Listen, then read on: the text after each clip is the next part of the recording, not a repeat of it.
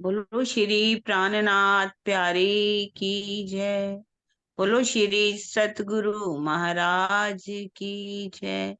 पद्मावती पुरी धाम की जय। सर्व सुंदर साथ की जय।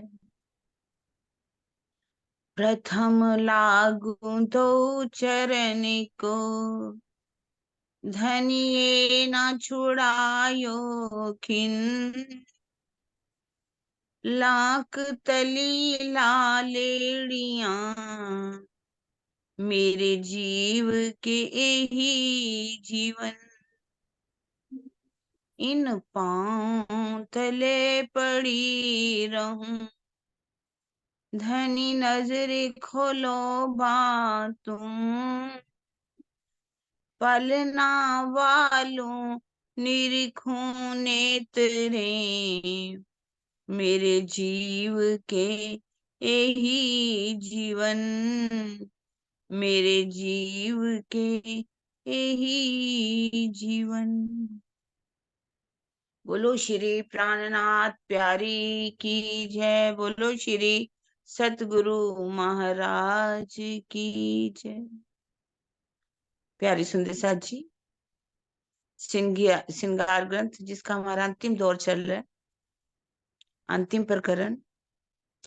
आज उस प्रकरण को करने से पहले हमारे बीच में हमारी नीलम जी जो जलंधर से हैं, उनका पोता दिव्यम आज वो एक भाव भजन के रूप में रखेगा। हम सब उसको सुनेंगे। दिव्यम जी बोलो बेटा। हाँ जी, नीलम दीदी खोलो। बोलो। बोलो श्री प्राणनाथ प्यारे की जय। बोलो श्री सतगुरु महाराज की जय। हमें राज क्षमा कहना है, जब तक रहना है। हमें राज क्षमा कहना है, जब तक रहना है। माया चाहे जोर लगाए, माया चाहे जोर लगाए, अपनी लगन में फर्क न आए। अपनी लगन में फर्क न आए। दिन हो के रहना है, जब तक रहना है। हमें राज क्षमा कहना है, जब तक रहना है। हमें राज क्षमा कहना है, जब तक रहना है।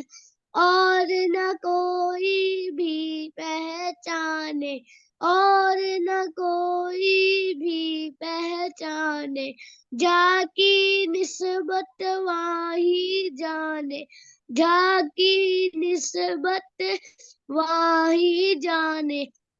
आत्म का कहना है, जब तक रहना है। हमें राज क्षमा कहना है, जब तक रहना है। हमें राज क्षमा कहना है, जब तक रहना है। रंग मोल है असल ठिकाना, रंग मोल है असल ठिकाना। आत्म को पर आत्म से मिलाना, आत्म को पर आत्म से मिलाना। वहीं पर सुख चैना है, जब तक रहना है।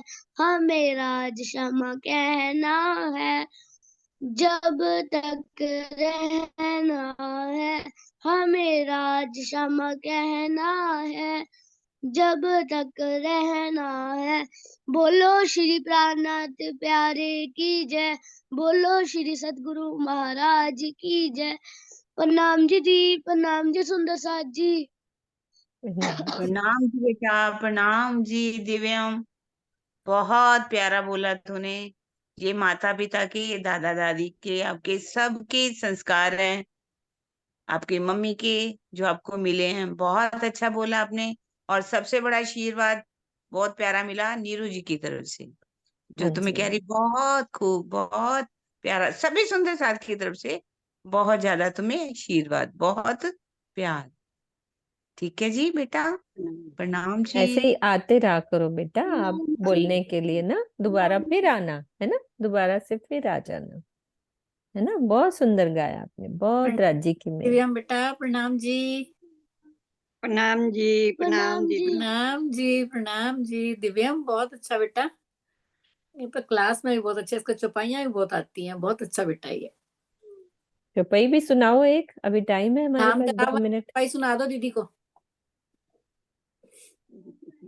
दाम 25 बोलो श्री प्राणनाथ प्यारे की जय, बोलो श्री सतगुरु महाराज की जय। धाम तालाब कुछ बन सोए, मानिक नहरे वन की जोए। पश्चिम जो गान बड़ो वन कहिए, उखरा जी जमुना जी लइए। आठों सागर आठ जमी के, 25 पक्ष है धाम धनी के। बोलो श्री प्राणनाथ प्यारे की जय, बोलो श्री सतगुरु महाराज की जय। बहुत सुंदर, बहुत ये सुंदर। ना दीदी जॉन की शिविर में ना ये गया दादी के साथ आश्रम रतनपुरी, इसकी दादी मेरे साथ सेवा कर रही है वहां पे तंदूर पे। ये कहता है मैंने बोलना है, मैंने बोलना है। मैंने कहा मैं नाम लिखवा दूंगी, तू चिंता ना कर, मैं लिखवा दूंगी तेरा नाम। दादी सेवा कर रही है, मम्मी वहां पे है नहीं, दादी के साथ अपने आप ही उसके पास जाके सुनील के पास नाम लिखवाया कि मैंने कुछ बोलना है। उन्होंने कहा बोलेगा क्या, मैं कुछ बोलूंगा। अपने आप जाके नाम लिखा है और जाके बोल आया, गिफ्ट भी ले आया। दादी को पता दादी सेवा कर रही है। बहुत तंदूर पे अच्छा। दिखाने आया, देखो मुझे गिफ्ट मिला, देखो मुझे गिफ्ट मिला। हम्म, ऐसा बच्चा है ये। अति सुंदर भाव। प्रणाम जी सबको बहुत प्रणाम। प्यारा प्रणाम बच्चा। जी, प्रणाम जी बेटा, प्रणाम जी। बोलो श्री प्राणनाथ प्यारे की जय, सतगुरु महाराज की जय। प्रकरण हमारा श्रृंगार का 29 प्रकरण, चौपाई 110। किन सुख देखाए अरस के, बहुविध बिना हिसाब। अनुभव अपना देख के, हाय हाय अजू न उड़िया ख्वाब। हमने इस खेल में परमधाम के अनेक प्रकार के अनंत सुखों की, हमको इस खेल में परमधाम के अनेक प्रकार के अनंत सुखों की अनुभूति किसने कराई है। हाय हाय, ये कितने आश्चर्य की बात है कि इतना अनुभव होने के पश्चात भी हमें माया का ये संसार नहीं छूट पा रहा है। हमसे माया का ये संसार नहीं छूट पा रहा है। वस्तुतः समस्त आशा तृष्णाओं से रहित होना ही स्वप्न का त्याग करना है। इसे ही संसार का त्याग कहते हैं। मात्र शरीर के त्याग छोड़ने को माया का त्याग नहीं कह सकते, क्योंकि सूक्ष्म और कारण शरीर में ही जन्म जन्मांतरों की वासनाओं के बीज रहते हैं, जो स्थूल शरीर को पाकर प्रत्यक्ष रूप में दृष्टिगोचर होने लगते हैं। तो हमें जो जो अनुभव होते हैं, उतना होने के बाद भी यदि हम माया नहीं छोड़ते तो धनी हमारी हंसी कर रहे हैं।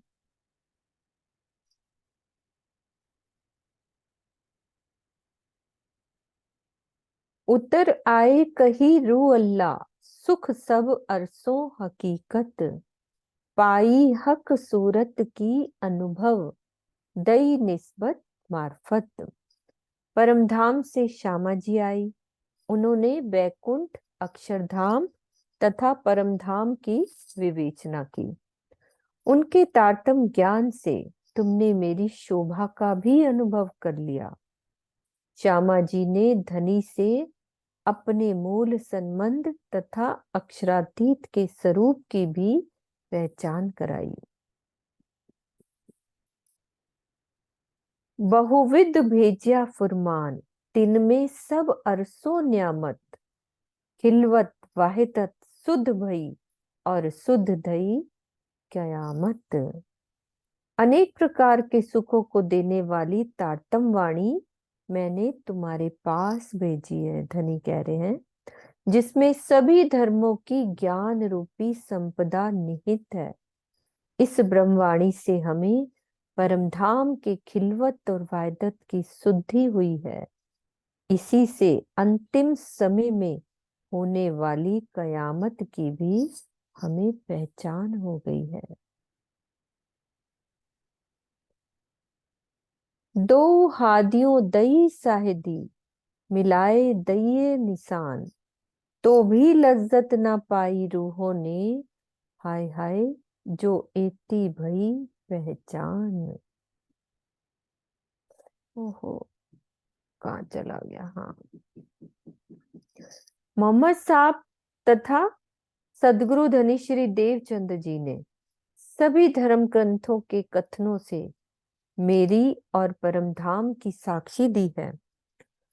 हाय हाय, तुम्हें इतनी पहचान हो गई, फिर भी तुमने परमधाम के आनंद का रसास्वादन नहीं किया। इस चौपाई में ये जिज्ञासा होती है कि जब मोहम्मद साहब अनपढ़ थे तो उन्होंने सभी ग्रंथों की साक्षी कैसे दे दी। कुरान की आयतें तभी उतरी थी जब जिब्रील आता था। कुरान में मोहम्मद साहब ने अपनी बुद्धि से सोचकर कुछ भी नहीं कहा। तौरेत, इंजील तथा जंबूर का सार तत्व कुरान के अंदर आ चुका है। इसके अतिरिक्त मेराज का भी वर्णन है, जो तौरेत, इंजील या जंबूर में नहीं है। इस प्रकार ये स्पष्ट है कि जिब्रील के माध्यम से मोहम्मद साहब ने कतेब परंपरा के सभी धर्म ग्रंथों का उदाहरण दिया है। दीदी ये क्लियर करो ये वाली बात, मतलब मुझे नहीं हो रही है कि तौरेत, इंजील और जंबूर में क्या नहीं है। अनम्यूट करो पहले। इंजील जो है वो हमारी रास है, अच्छा। और जो जंबूर है हम्म, वो हमारी प्रकाश है। प्रकाश है। तो रेत जो है वो हमारी कलश है, ठीक और है, जो हमारी सनंद है वो कुरान है। ठीक है। वैसे उन्होंने कहा तुरेत, अंजील और जंबूर का जो सारा तत्व कुरान के अंदर आ चुका है। कुरान में मेराजनामा हुआ, उसका भी वर्णन है, जो हम्म, कि तुरेत में भी नहीं था, अंजील में भी नहीं था, जंबूर में भी नहीं था। लेकिन किसने दिया इसको? मोहम्मद साहब ने, मतलब अपनी बुद्धि से कोई वर्णन नहीं किया। जब जबरील फरिश्ता आता था तो वो आयतें लेकर के आता, तो उनके अंदर से ये सारी आयतें उतर जाती थी। उस समय लिखा भी नहीं गया, जो कुरान उतरा उसको लिखा नहीं गया। वैसे देखा जाए हम्म, उसको कब लिखा गया? बाद में, जब एक बार मोहम्मद साहब ने पूछा कि यदि मैं नहीं रहूंगा तो आप इसका कि कोई न्याय करना होगा तो कैसे करेंगे, अगर कुरान लिखी नहीं होगी। तो उसमें कुछ ऐसे जवाब दिए जिससे मतलब मोहम्मद साहब को लगा कि ये तो गलत है। तो बाद में ये मोहम्मद साहब के जाने के बाद कुरान जो है वो लिखी गई। जितने भी मतलब मुल्ला काजी सब जो पढ़े लिखे जिनको लाया गया उनके द्वारा, और उन्हीं के द्वारा एक मुआविया था, एक मस्जिद, उन्होंने क्या किया, इसमें सारी वो भर दी, मिलावट कर दी। हम्म, जिस मिलावट की वजह से कुरान में ऐसी ऐसी आयतें लिख दी गई जिसमें कि आज लड़ाई झगड़ा हो रहा है। हम्म, वरना जिब्रील फरिश्ते द्वारा आयतें उतरती थी, इसमें तो कोई मिलावट वाली बात ही नहीं। ना मोहम्मद साहब ने अपनी बुद्धि से और उन्होंने कोई वर्णन किया, जिसे जिब्रील लाता था और लिखी जाती थी। तो इसका वर्णन कहते कि ना तौरेत में था, ना इंजील में था, ना जंबूर में था। कुरान में मोहम्मद साहब को दर्शन हुए, उसका वर्णन कुरान के अंदर।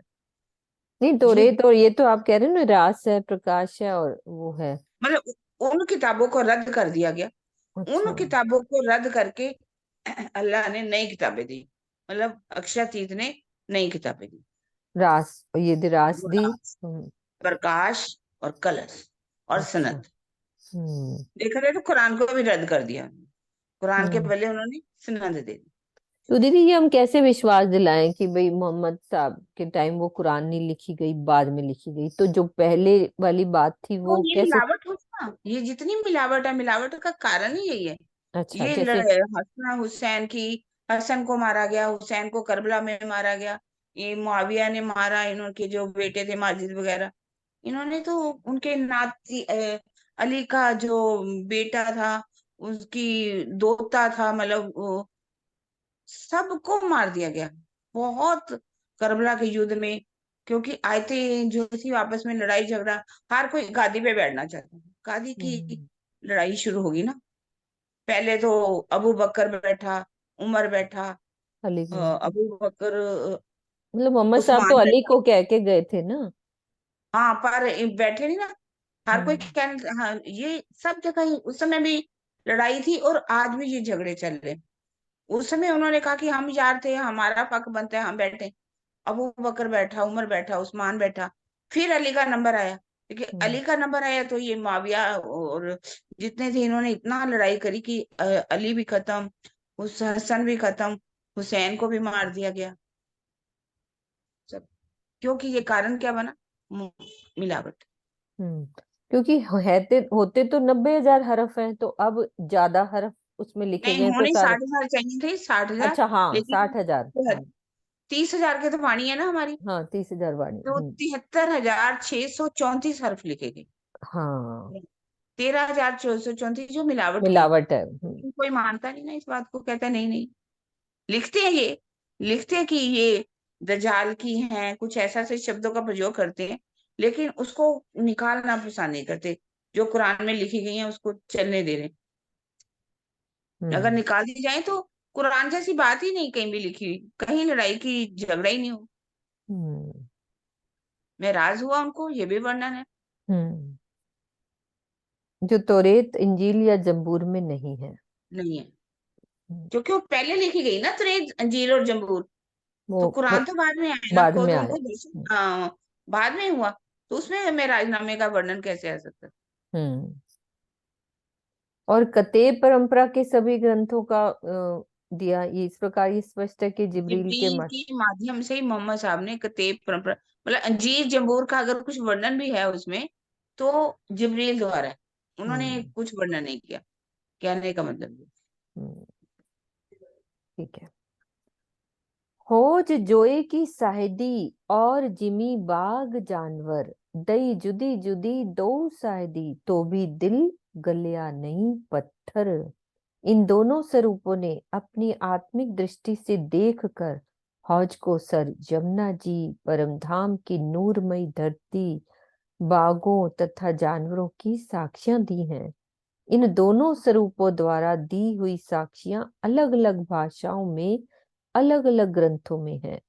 इतना जानने पर भी तुम्हारा पत्थर जैसा कठोर दिल जरा भी नहीं पिघलता, अर्थात प्रेम में द्रवित रस मगन नहीं हो सका। तो बता रहे हैं आगे कि मोहम्मद साहिब द्वारा परमधाम के संबंध में दी हुई साक्शियां कुरान हदीसों में है, और सदगुरु धनी श्री देवचंद्र जी ने कोई भी ग्रंथ नहीं लिखा। उन्होंने चर्चा द्वारा परमधाम का वर्णन किया तथा आड़ी का लीला द्वारा जमुना जी के जल का कुछ अनुभव कराया। तो श्यामा जी के जो दूसरे तन में परिक्रमा ग्रंथ का अवतरण हुआ, जिसमें परम धाम का विस्तार पूर्वक वर्णन है। तो ये साखियां थी कि देवचंद्र जी तो दिखाते थे ना, चमत्कारी लीला जमुना जी प्रकट होती दिखाते थे। दो अरस कहे दो हादियों, कही अरसों की मोहलात, कही अमरद और किशोर, ए अर्स सूरत हक जात। इन दोनों स्वरूपों हादियों सूरतों ने अक्षरधाम तथा परम धाम का वर्णन किया है। इन्होंने दोनों धामों यानी कि रंग महल की भी शोभा बताई, दोनों धामों के रंग महल की भी शोभा बताई। दोनों धामों मतलब अक्षरधाम और परम धाम, है ना, यही है ना। कहीं अरसों की मोहलत। हाँ जी, दोनों ही दोनों धाम। धाम कहलाते हैं ना। अगर हम धाम तालाब कहते हैं तो धाम में अक्षरधाम भी आता है। हम्म। वो कह रहे अक्षरधाम हैं, का इन्होंने दोनों धामों के रंग महलों की भी हाँ, शोभा बताई। वही तो अक्षरधाम, परम धाम में निज धाम, रंगमहल। श्री दोनों ने, राशि। यानी कि देवचंद्र जी, सदगुरु धनी देवचंद्र जी ने और मोहम्मद साहब ने, दोनों हाँ, आदमी। वो तो ठीक है, ये वाली बात हम्म, लग रही है ना, इन्होंने दोनों धामों के रंग महलों की भी शोभा बताई। मतलब वहां भी तो रंग महल है ही ना, तो अक्षरधाम सेम ही तो में भी। रंग महल है। सेम ही तो है, नौ भौम तो दसवीं अक्षरधाम का काशी। अपने योग माया का भी ब्रह्मांड हो गया ना, देखा जाए तो उसकी भी अच्छा, पहचान करें। ठीक है। श्री राजश्यामा जी और सखियों के स्वरूप को इन्होंने किशोरा अवस्था अमृत सूरत के रूप में वर्णित किया है। भेजिया बेशक दारू हयाती, तुम पे मेरे हाथ हबीब, किए 14 तबक मुर्दे जीवते, तुमको ऐसे किए तबीब। धनी क्या कह रहे हैं कि मैंने तुम्हारे पास अपनी प्रियतमा श्यामा जी के हाथ से तारतम ज्ञान रूपी ऐसी औषधि भेजी है जो भव रोग से छुड़ाकर अखंड मुक्ति का आनंद देने वाली है और सभी संशयों से निवृत्त करने वाली है। मैंने इस प्रकार की अलौकिक औषधि देकर तुम्हें ऐसा वैद्य बना दिया है कि उससे तुमने इस ब्रह्मांड के सभी मरे हुए प्राणियों को जीवित कर दिया है, अर्थात अखंड मुक्ति प्रदान करती है। कितना प्यारा वर्णन। भेजा बेशक दारू हयाती, तुम पे मेरे हाथ हबीब, किए 14 तबक मुर्दे जीवते, तुमको ऐसे किए तबीब, ऐसा वैद्य बना दिया। इस चौपाई में संसार में भटकने वाले जीवों को मरा हुआ कहा जाना अलंकारमयी भाषा है। जो स्वयं अपने स्वरूप एवं पर ब्रह्म के स्वरूप को नहीं जानता वो मृतक के समान है, और जब निज स्वरूप की पहचान कर लेता है तो उसके बाद वो जागृत होना उसको कहते हैं। जब पहचान हो जाती है तो जागृत हो।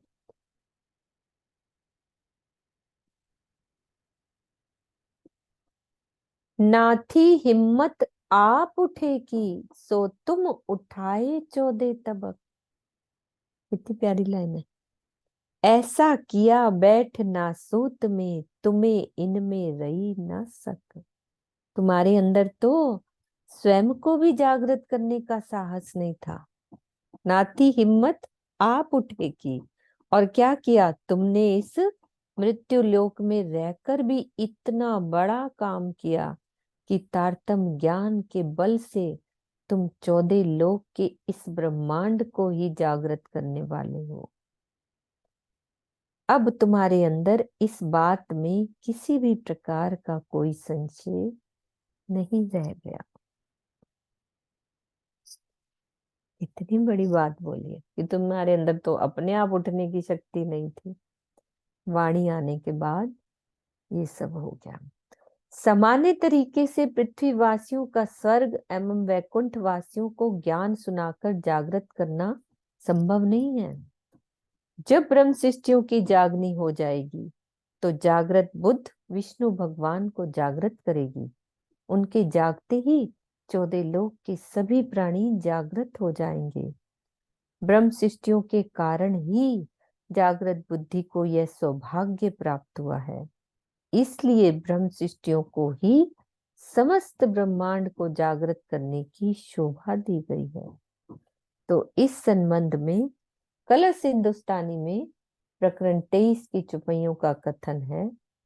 हम बुद्ध नूर प्रकाश प्रकाश के, जासी हमारे घर। हम बुद्ध नूर प्रकाश के, जासी हमारे घर। वैकुंठ विष्णु जगावसी, बुद्ध देसी सारी खबर। और क्या चौपाई आ रही है। खबर देसी भली भांते, विष्णु जागसी तत्काल, तब आवसी नींद इन नैनो, प्रलय होसी पंपाई। हाँ जी दीदी, आप कोई चौपाई सुंदर साजी इसका अर्थ बता सकते हो तो मैं नहीं तो खोलती हूँ प्रकरण 23 को। अब साइट हमारी खुल गई है।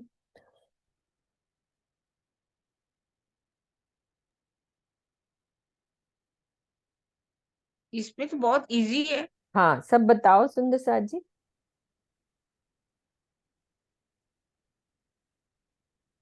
रेज हैंड करो। हिंदुस्तानी की है। हाँ जी, आ गई आशी दीदी। प्रणाम जी दीदी। वैसे किरण दीदी समझाएंगे, मुझे थोड़ा सा आता है। हाँ, थोड़ा ही भी बताओ आप। हम बुध नूर प्रकाश के, जासी हमारे घर।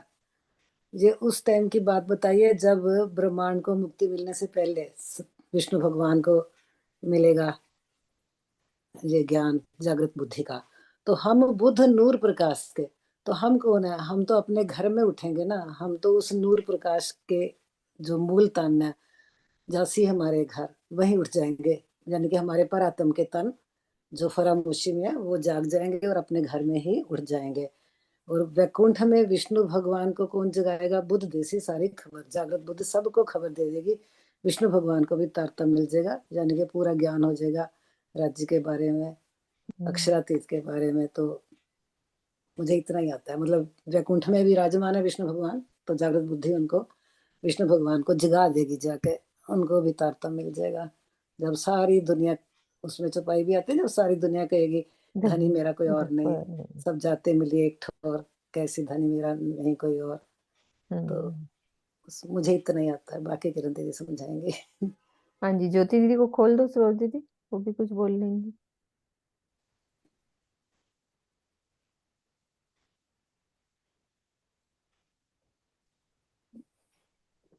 ज्योति।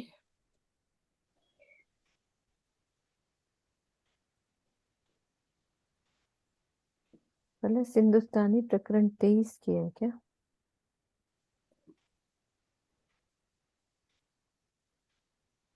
हाँ जी ज्योति। बाकी अगली छपाई में भी दिया होगा ना, 2 छपाइयां इकट्ठी दी हैं। जब विष्णु हाँ, भगवान जाग जाएगा तो उसी का जीवांश सारी दुनिया में है, सारी सृष्टि में, जीव सृष्टि में सभी ज्योति जाग करा जाएंगे। अनम्यूट।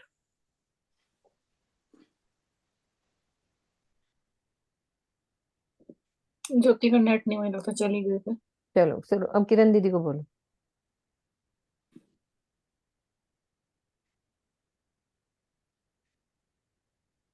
किरण दीदी आप बोलो, कहाँ चली गई? कहाँ गई किरण दीदी भी? ऑफ है, कैमरा ऑफ है, कहीं कोई कुछ काम कोई आ गया होगा। पे आ गया होगा ना।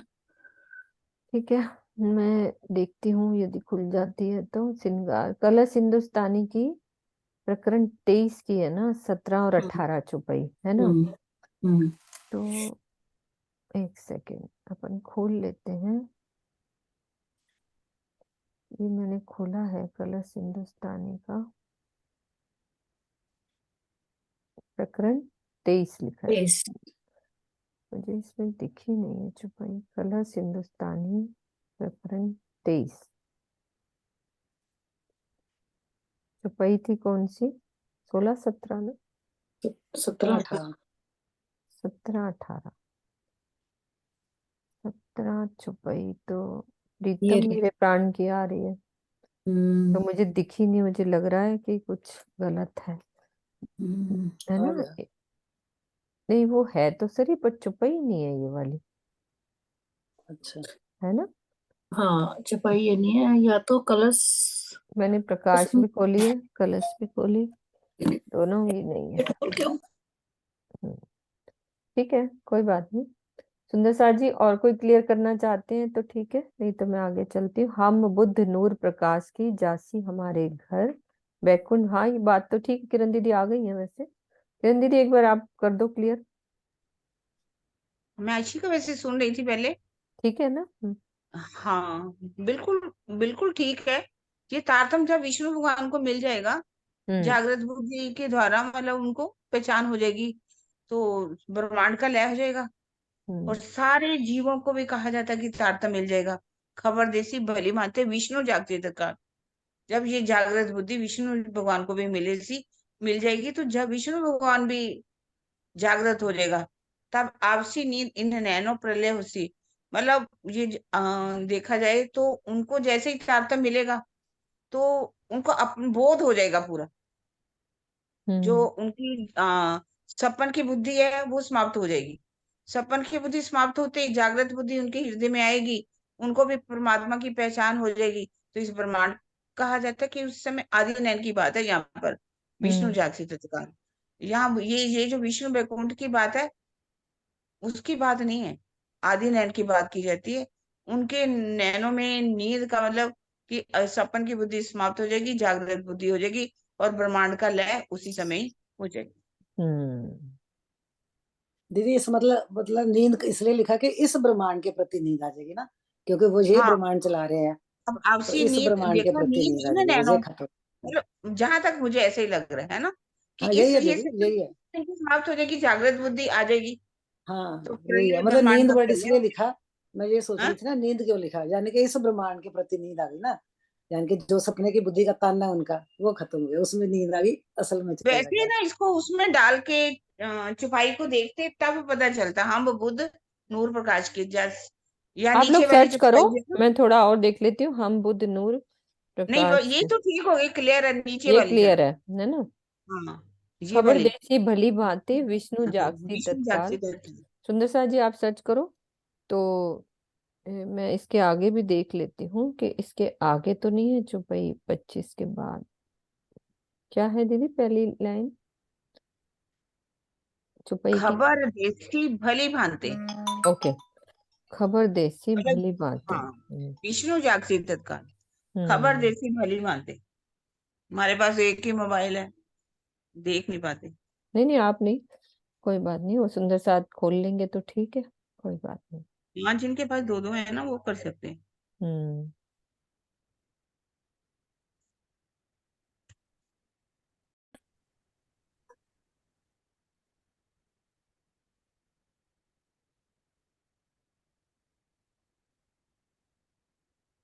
ऐसे बेशक होए के तुम्हें अजू न अरस लज्जत एता मता ले दिल में हाय हाय तुम्हें दर्दा भी न आवत।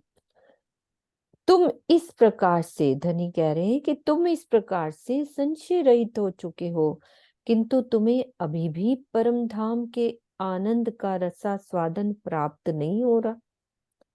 तुमने अपने हृदय में इतना अलौकिक ज्ञान ग्रहण कर लिया, फिर भी हाय हाय तुम्हारे अंदर मेरे लिए विरहा प्रेम का दर्द क्यों नहीं आया है। ये हमारे साथ भी तो है ना दीदी, हमें कितना ज्ञान देते जा रहे हैं धनी, एक एक ग्रंथ का चर्चा चितवन कितना देते जा रहे हैं। हाय हाय ये देखिया बल जुल्मत का दिल ऐसा किया सखत, ना तो एक साख मिलावते अरस अरवा तब ही उड़त। हाय हाय इस मोह सागर की शक्ति ही ऐसी देखी गई है कि इसने तुम्हारे दिल को कठोर बना दिया है, अन्यथा प्रीतम की थोड़ी सी पहचान होते ही आत्माएं इस शरीर और संसार को छोड़ देंगी। एक साक्षी मिलने का ये तात्पर्य है कि थोड़ी सी पहचान होना, कि हमें थोड़ी सी भी पहचान हो जाए तो इस संसार को हम छोड़ देंगे। तो ये इस धरती की वो बताइए कि मोह सागर की शक्ति ऐसी है। वो जो चौपाई है 87 और 88 है, अच्छा सेम जो अर्थ मैंने बोला ना। अच्छा वही है, हाँ, बोल जैसे दो। जागृत बुद्धि विष्णु को बेहद परम धाम का ज्ञान देगी, हम्म वो तुरंत जागृत हो जाएंगे। इसके पीछे संसार के सभी जीवों के बाह्य नेत्र में नींद आ जाएगी, और उसी क्षण प्रलय हो जाएगा। अच्छा जब अंतिम चक्षु में नींद आती है तो बाहर की आंखें खुली होती है, संसार में भटकती रहती हैं। किंतु जब ब्रह्म ज्ञानी के प्रभाव से अंत्य चक्षु खुल जाते हैं, बाह्य चक्षु बंद हो जाती है, बाहर की दृष्टि बंद हुई, अंतर की खुल गई, जिससे संसार का दृश्य समाप्त हो जाता है। विष्णु भगवान को अखंड का ज्ञान मिलते ही अन्य सभी को वो ज्ञान प्राप्त हो जाएगा, जिससे सबका ध्यान संसार से हटकर पारब्रह्म की ओर केंद्रित हो जाएगा, प्रलय हो जाएगा। मतलब विष्णु भगवान को पहचान हो जाएगी, सब जीवों को भी पहचान हो जाएगी, बिहार से परे परम धाम की। मतलब पहचान होते ही संसार, बाहर की दृष्टि बंद हो गई, अंतर की दृष्टि खुल गई, खुल गई। संसार को छोड़ दिया। ऊपर वाले भी सेम है, कोई वो नहीं। ठीक है। अब धनी कह रहे हैं कि स्याबास तुम्हारी अरवाहों को, स्याबास हेड़े सखत, स्याबास तुम्हारी बेइज्जती, स्याबास तुम्हारी निस्बत। ऊपर वाली ही चौपाई में धनी ने कहा कि मोह सागर की शक्ति ऐसी देखी गई, और फिर अब कह रहे हैं कि मुझे भूल जाने के लिए तुम्हें शाबाशी है।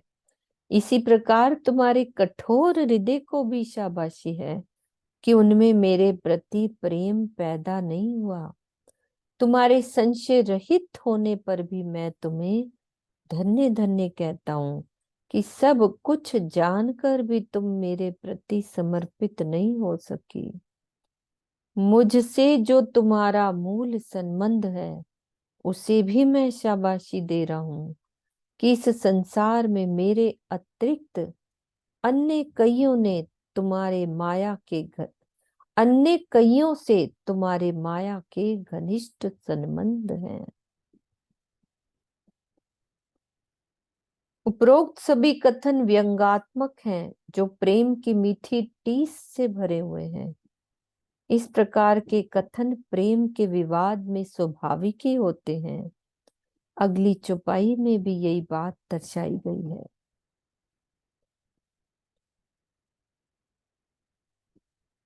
वीणा दीदी पानी पी लो। धन धन तुम्हारे ईमान, धन धन तुम्हारे सहूर, धन धन तुम्हारी अकलें, भले जागे कर जहूर। ये टाइम थोड़ा होता है, आंख झपक जाती है, तो सब पानी साथ रखें, तो पानी पीते रहेंगे, ठीक हो जाता है।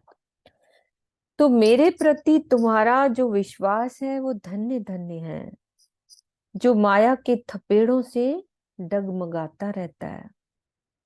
कैसे धनी टॉन्ट मार रहे हैं ना। तुम्हारे द्वारा किया जाने वाला चिंतन भी धन्य धन्य है, जिसने तुम्हें चितवनी में ना ले जाकर मात्र शब्द जाल में ही बांधे रखा। तुम्हारी इस महान बुद्धि को भी धन्य धन्य है, जिसके द्वारा तुमने ब्रह्मवाणी का ज्ञान ग्रहण किया और उसके प्रचार से अपनी महिमा फैलाकर स्वयं को जागृत हुआ मान रही हो।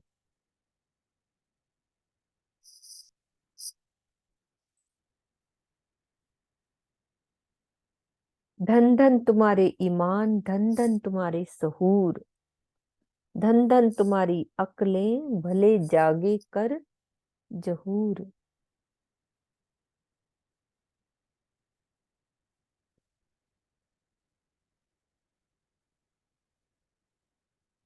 सोचने वाली बात है ना।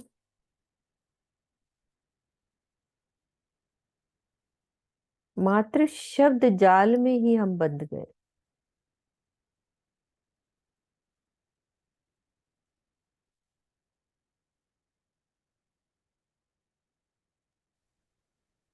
शब्द चाल में तो बंधे हुए हैं सब, वाणी का अर्थ बता देना, उसी में अपनी बड़ी अकल मानना, अपना हमारा इस अक्सर सुंदर साथ का ईमान छोटी छोटी बात पर डगमगाने लगता है।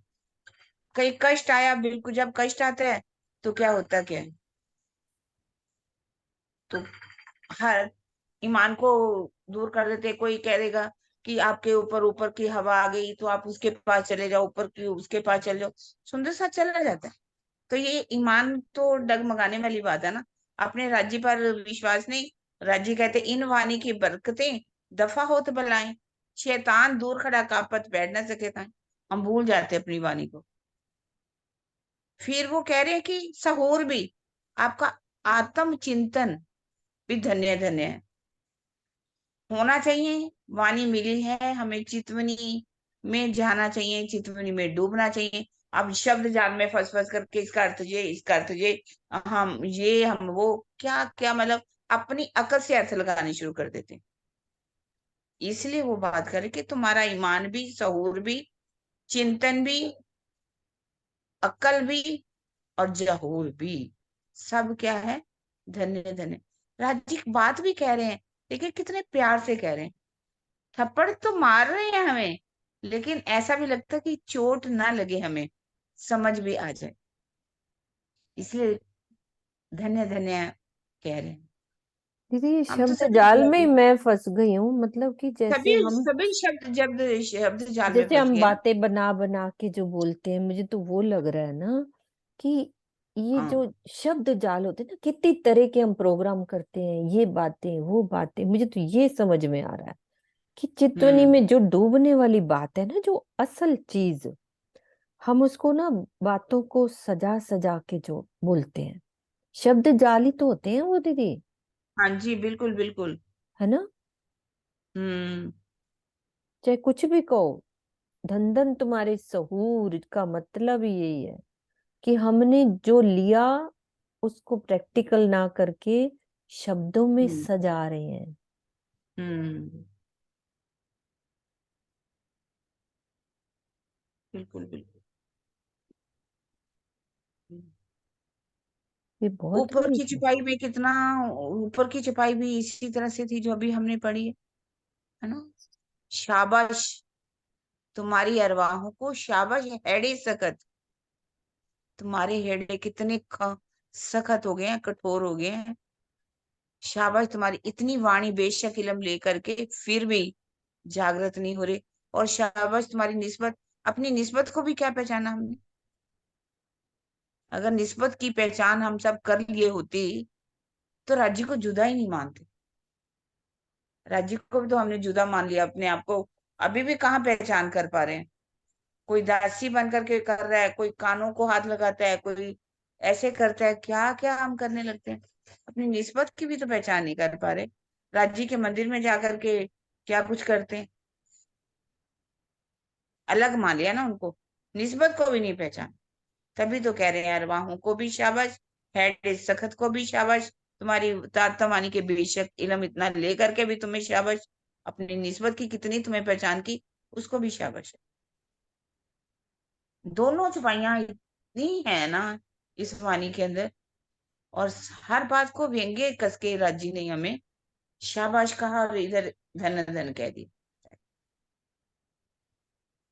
आगे भी हमने दीदी इसमें पढ़ी थी कि हमने वाणी को ना कहने सुनने का विषय बना लिया। नहीं, इलम की चतुराई ले आते हैं ना। हाँ इलम की चतुराई जहां आ जाती है ना, उसके लिए उन्होंने कहा है। हाँ हाँ, वही वही। इलम की चतुराई नहीं आनी चाहिए। बोलना, समझना, मैं समझा रहा हूँ, बोलते जाओ, क्या के कहाँ की कहाँ ले जाओ बात को। तो कहने का मतलब है कि उसको वास्तव में तुमने अंदर कितना उतारा, कॉल से फैल पर कितना है और फैल से हाल कितना बदला आपने। ये तो कॉल है अभी तक हमारा, हम्म। फैल शुरू कर रखा है, चितवनी कर रहे हैं तो उसका फैल है हमारा, थोड़ा चल रहे हैं। अभी तक रहनी तो हमारी नहीं बदली ना, अभी हाल में अभी आई नहीं हम लोग। इसलिए वो कह रहे हैं कि अपना ही प्रचार करना शुरू कर देते हैं, अपनी महिमा फैलानी शुरू कर देते हैं। मुझे हम्म। ये दर्शन हो गया, मुझे ये हो गया, मुझे ये हो गया। तो ये क्या है, ये प्रतिष्ठा में पड़ गए सभी। वरना कौन बोल सकेगा कुछ पा करके। कह रहे अभी तो बस तुम्हारा जहूर जो है, तुम जागे करो जहूर, अपना जहूर फैला रहे हो और कुछ नहीं कर रहे, अपनी महिमा को फैला रहे हो। हम्म। प्रतिष्ठा के चक्कर, हर चीज में प्रतिष्ठा दिखाई देती, हर चीज में प्रतिष्ठा के चक्कर में तो ना जाने कोई क्या क्या करने लगता है। कुछ भी कर लो उसमें प्रतिष्ठा भरी हुई, घुस जाती है बीच में। पता ही नहीं चलता कि कब हमारे अंदर प्रतिष्ठा आ गई लेने की। तो फिर हम अपने जो हमारा लक्ष्य है, उससे हम भटक जाते हैं। हमारा लक्ष्य क्या होना चाहिए, पर हम क्या करने लगते। हम्म, हम्म।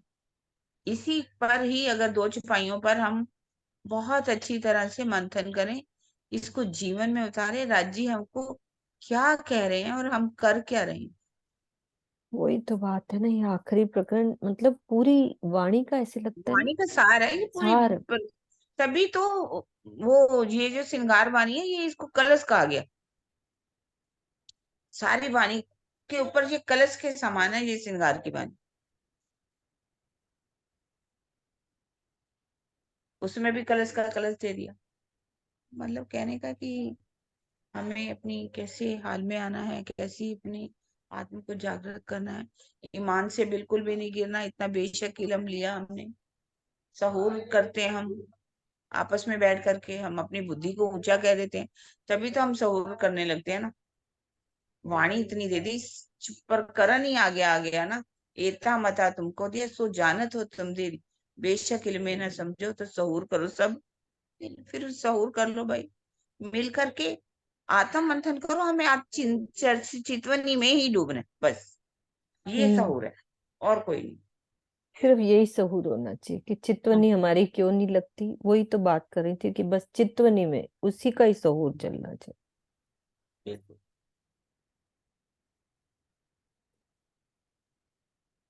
हम्म, हम्म।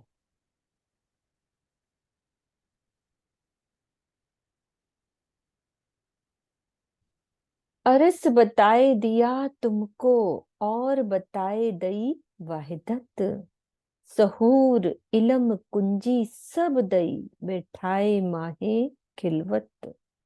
मैंने ब्रह्मवाणी द्वारा तुम्हें परम धाम तथा वहां की एक दिली की पहचान कराई। तारतम ज्ञान रूपी कुंजी और परम धाम की चितवनी देकर मैंने तुम्हें आत्म दृष्टि से मूल मिलावे में बिठा दिया।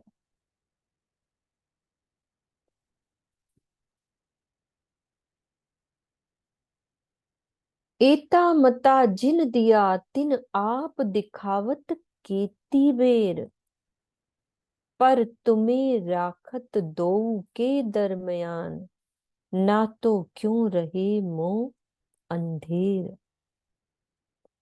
जब धनी कह रहे हैं कि जब मैंने तुम्हें अपनी इतनी निधियां दे रखी हैं, तो मुझे तुम्हारे लिए दर्शन देने में कितनी देर लग सकती है।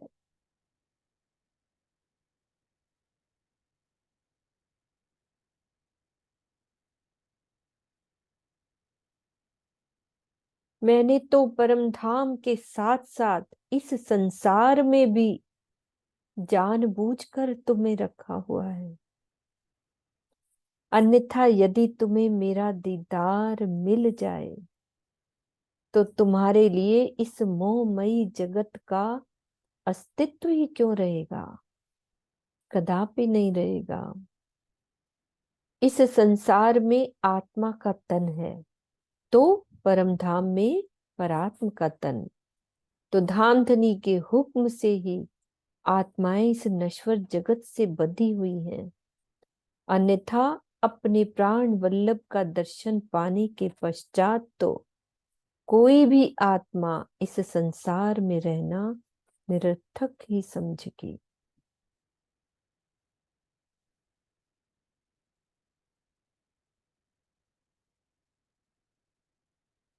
बड़ाई तुम्हारी बका मिने निपट दई निहायत, तुम्हें खुदा कर पूज सी ऐसी और न काहू सिफत। निश्चित रूप से अखंड सत्स्वरूप की पहली भिष्ट में मैंने तुम्हें अनंत महिमा दी है। इस बहिष्ट में तुम्हारे प्रतिबिंबित तनों को अन्य बहिष्टों वाले पर ब्रह्म की अर्धांगिनी मानकर पूजा करेंगे।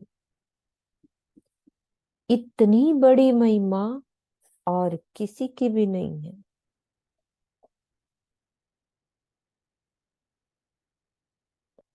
ब्रह्मशिष्ट कही वेद ने ब्रह्म जैसी तदोगत, के कथानुसार ब्रह्म सृष्टि और अक्षरातीत में कोई भेद नहीं है। इस प्रकार इस चौपाई के तीसरे चरण में पर ब्रह्म मानकर पूजा करने का आशय ब्रह्म सृष्टियों की पूजा करने से है। हमारी रहनी कितनी मतलब कि कैसी होनी चाहिए, जो धनी जैसी हमारी शोभा बना रहे हैं।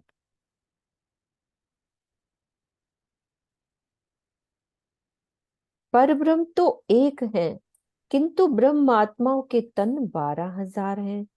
इस चौपाई में जब सभी आत्माओं को संबोधित करके धामधनी स्वयं कह रहे हैं, तो सभी की पूजा सम्मान होना अनिवार्य है। यह ध्यान देने योग्य तथ्य है कि सत्स्वरूप में जिन तनों को ब्रह्मशिष्ट मानकर पूजा होगी, वे परात्म के प्रतिबिंब स्वरूप होंगे और उनमें वे जीव विद्यमान होंगे जिन पर विराजमान होकर आत्माओं ने खेल को देखा है। इन तनों को अक्ष कहा गया है, जिनका विवरण चौपाई 127 में दिया गया है।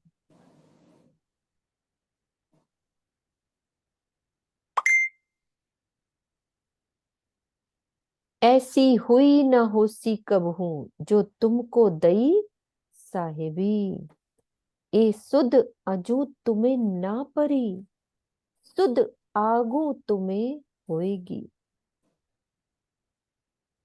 सत्स्वरूप की पहली बहिष्ठ में धनी ने तुम्हें जो शोभा दी है, ऐसी शोभा ना तो पहले कभी किसी की हुई है, ना भविष्य में कभी होगी ही। यद्यपि तुम्हें अभी इसकी पहचान नहीं है, किंतु बाद में जब परात्म में उठेंगे ना, उसके बाद पता चलेगी।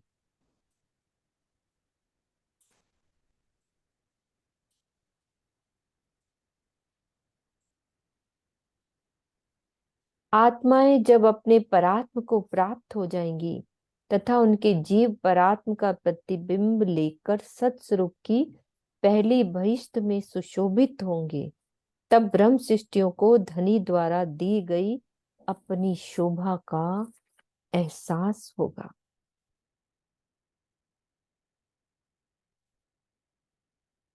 तब तो हमारे मुंह नीचे ही हो जाएंगे ना दीदी।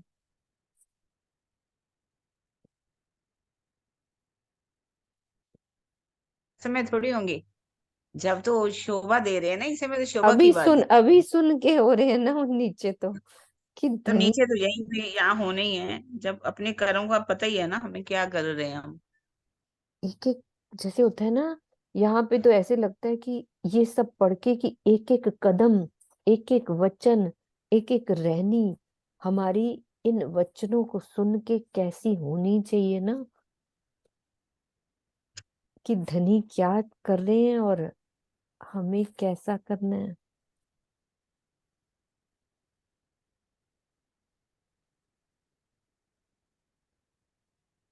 तुम खेल में आए वास्ते करी कायम जिमी आसमान, तिन सब के खुदा तुमको किए, बीच सर भर लाहूत सुभान। इस मायावी जगत में तुम्हारे आने के कारण ही मैंने धरती से लेकर आकाश तक के संपूर्ण ब्रह्मांड को अखंड कर दिया। परम धाम में जो मेरी शोभा है, वही शोभा मैंने तुम्हें सत्स्वरूप में दे दी, अर्थात अन्य सभी भेषतों वाले तुम्हें मेरा ही स्वरूप मानकर पूजेंगे।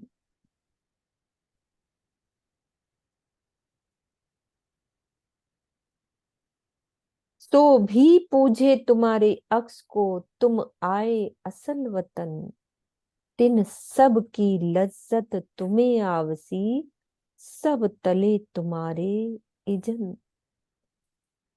इस खेल को देखकर तुम तो अपने घर परम धाम आ जाओगी, ठीक है, किंतु सत स्वरूप में जो तुम्हारी परात्म के प्रतिबिंबित स्वरूप होंगे, उसे ही तुम्हारा स्वरूप मानकर अन्य बहिष्ठ वाले पर ब्रह्म के समान पूजेंगे और सभी तुम्हारे हुक्म के अधीन होंगे।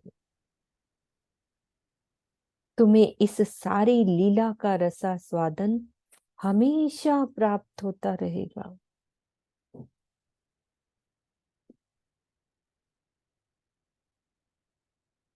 उपरोक्त चौपाइयों में पूजा का तात्पर्य इस पृथ्वी लोक में होने वाली षोडशोपचार पूजा नहीं, बल्कि श्रद्धा व सम्मान युक्त प्रेम रसनाई पूजा है।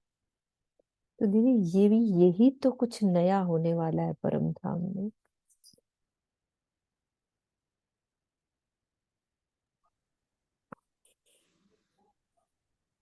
मतलब पूजा का भी उन्होंने क्लियर कर दिया, भी ऐसी पूजा नहीं है कि आरती होएगी तुम्हारी वो होएगी, मतलब सम्मान होगा, इज्जत दी जाएगी। अभी तो ये टेंशन हो रही है सरोज दीदी हम्म। कि हम कर क्या रहे हैं। ब्रह्म सृष्टि, ब्रह्म समाना सारे ग्रंथों में लिखवा दिया, और अपनी वाणी में अब पढ़ के तो और ज्यादा लग रहा है।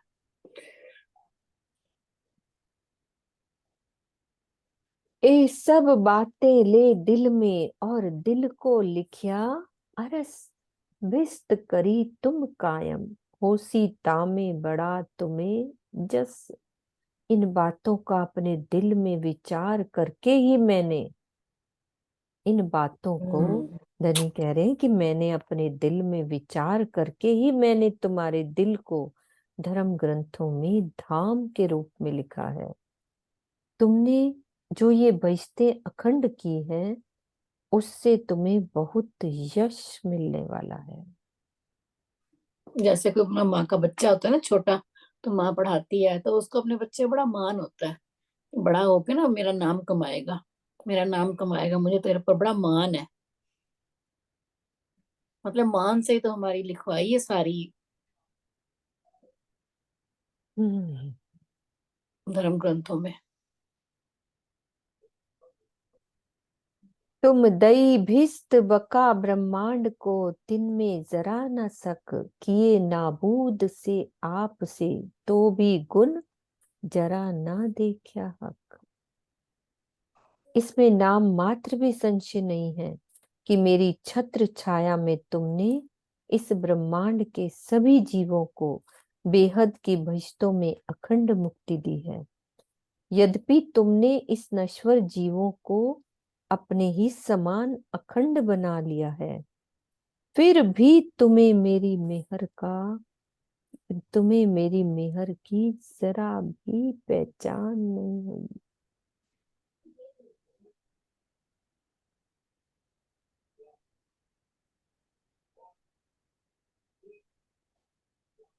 जीवों को अखंड मुक्ति तो धामधनी ने ही दी है, किंतु ब्रह्म सृष्टियों के हाथ से मुक्ति दिलवाकर उनको शोभा दे रहे हैं। यही तो आशिकी है, यही तो आशिकपना है। ऐसी अवस्था में भी यदि आत्माएं अपने प्राण वल्लभ के प्रेम को ना समझे, क्या इस भूल का प्रायश्चित हो सकता है?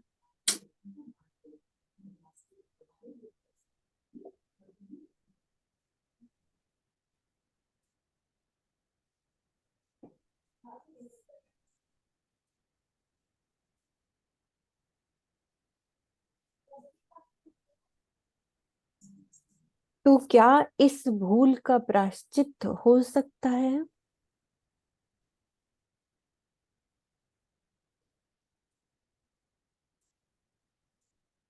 सो तुम्हें याद आवसी ओ तुम्हें करसी याद, तुम्हें पूजे जिमी बका मिने, अजू इनका केता लेओगे स्वाद। जब तुम अपने धाम में पहुंच जाओगी तो तुम्हें उन जीवों की याद आएगी जिनको तुमने अखंड किया है।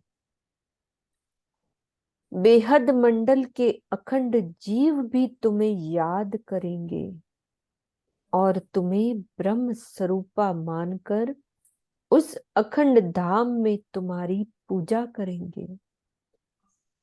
जबकि तुम अभी भी इस झूठी माया में फंसी पड़ी हो। अभी तुम इसका कितना स्वाद लेना चाहती हो।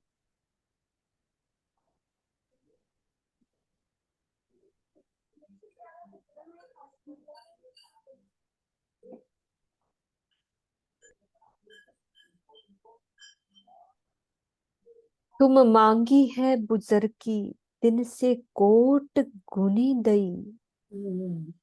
दे साहिबी ऐसे अघाए, चाहा चित्त में कहूं ना रही। तुमने मुझसे जो खेल में बड़प्पन, श्रेष्ठता का भाव मांगा है, मैंने उससे करोड़ गुना तुमको दिया है। मैंने तुम्हें स्वामित्व साहिबी की ऐसी शोभा दे दी है कि तुम पूर्णतया तृप्त हो गई हो। अब तुम्हारे दिल में कोई भी चाहना बाकी नहीं रह गई है।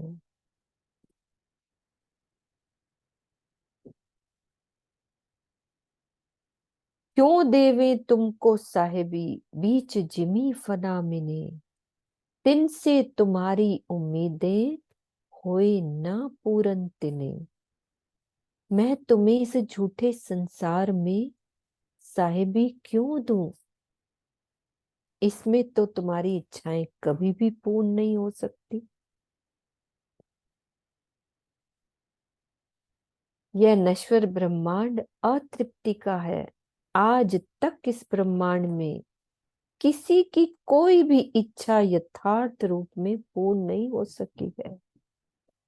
इसीलिए धामधनी ने अपनी अंगनाओं को अखंड मंडल की ही शोभा दी है, जो अनंत काल तक बनी रहेगी। यहाँ वाली कहते मैं क्यों दूं, ये तो खत्म ही नहीं होगी। मैंने तो तुझे अखंड की शोभा दे दी है, हर दम की, कि हम ऊपर बैठ के देखते रहेंगे, उन जीवों को याद करते रहेंगे। इस ब्रह्मांड की शोभा क्या है? मान लो कोई ब्रह्मा की शोभा ले, कोई विष्णु की शोभा लेना चाहे, कोई शिव जी की, कोई लक्ष्मी जी की, कोई पार्वती की। कह रहे ये तो इस ब्रह्मांड के मालिक हैं। वो तो ब्रह्मांड ही लय हो जाने वाला है, तो उसकी साहिबी मैं क्यों दूं? इस हम्म संसार के धनी तो वही है ना।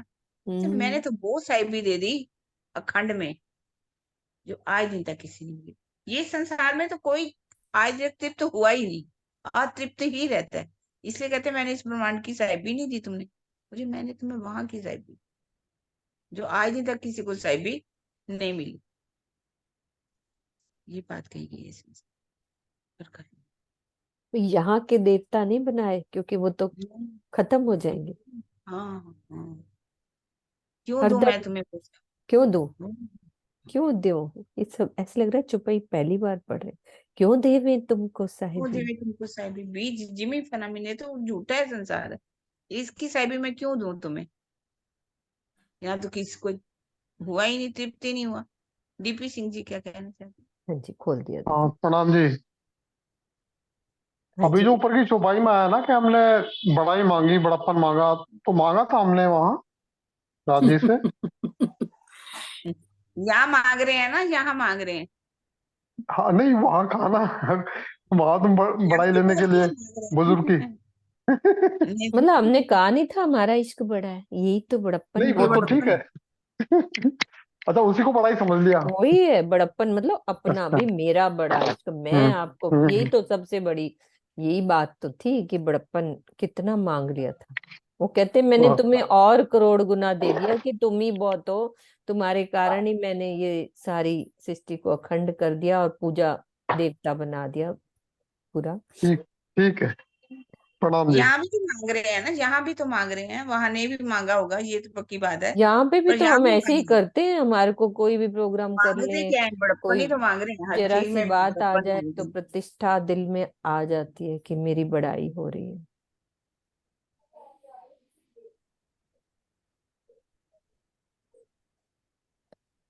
आज ही पूरी करना है। कितनी रह गई दीदी। 42 है। हाँ तो कल 10 पढ़ लेंगे, अभी नहीं। हाँ। हाँ हाँ जी प्रणाम अनिल जी भैया। हाँ जी प्रणाम जी दीदी।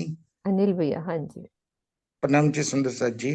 दीदी हम्म। इतनी बड़ाई राज्य महाराज ने दे दी, दो चौपाई आगे भी आ गया कि हमारे जीव को भी उन्होंने पहली बस्त में ले गए, और आत्म तो परात्म में मिल जाएगी, और वो जीव को भी यहाँ के पूजे के, और वो जीव जिन पर वो लीला हुई थी उनको याद करेंगे, यानी उनकी मस्ती में वो जीव रहेगा। और जो जीव अखंड हुआ, वो जीव को सारी 7 बहिष्ठ जो नीचे 6 बहिष्ठ हुई, वो लोग उनकी पूजा करेंगे। हाँ बिल्कुल। अपने यानी जीव की भी बात की है ना, वो जीव जिसको तुमने अखंड किया, और वो हम्म, जीव जिनको तुमने बाकियों को भी किया है।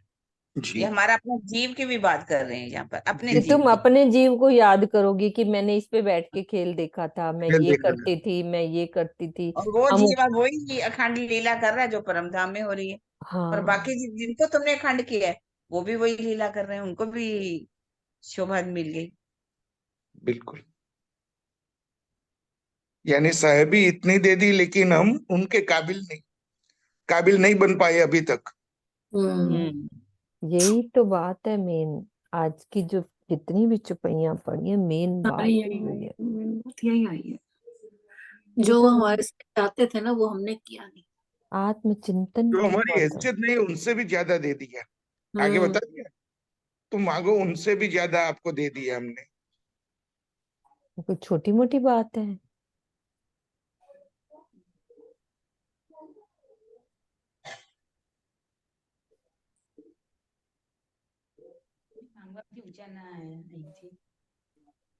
क्या कहें, चुप इधर आते हैं।